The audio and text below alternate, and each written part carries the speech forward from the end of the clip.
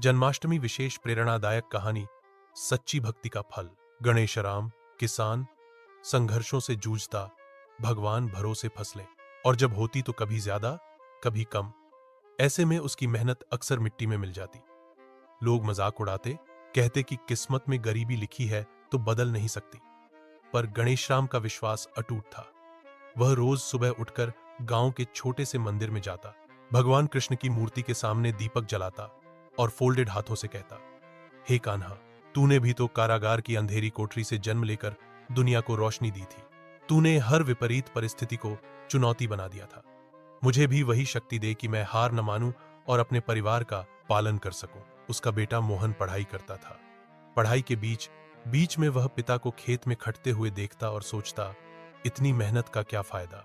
नतीजा तो हर बार वही होता है, सूखे खेत, भूखा परिवार और खाली जेब। एक दिन उसने सीधे पिताजी से पूछ ही लिया, पिताजी, आप क्यों इतना संघर्ष करते हैं? जब फल ही नहीं मिलता तो यह सब मेहनत व्यर्थ नहीं है क्या? गणेशराम ने मुस्कुराकर बेटे के सिर पर हाथ रखा और बोले, बेटा, कृष्ण ने गीता में कहा है कि हमारा अधिकार केवल कर्म पर है, फल पर नहीं। हम मेहनत करेंगे पर परिणाम ईश्वर पर छोड़ देंगे। अगर हम फल की चिंता करते रहे तो कभी काम ही नहीं कर पाएंगे। जो बोना है बोते जाओ, काटना भगवान के हाथ में है। मोहन को यह बात समझ में नहीं आई। उसे लगता कि पिता केवल खुद को दिलासा देते हैं, पर वह पिता का आदर करता था, इसीलिए चुप हो जाता। गांव में जन्माष्टमी की तैयारियां शुरू हो चुकी थी। मंदिर में झालरें लग रही थीं, बच्चे झांकियां तैयार कर रहे थे। दही हांडी की प्रतियोगिता का जोश अलग ही था। हर घर में उत्साह था। गणेशराम ने बेटे से कहा, मोहन, इस बार मैं चाहता हूं कि हम मंदिर में प्रसाद चढ़ाएं। हमारी पहली फसल के दाने मैं भगवान को अर्पित करना चाहता हूं।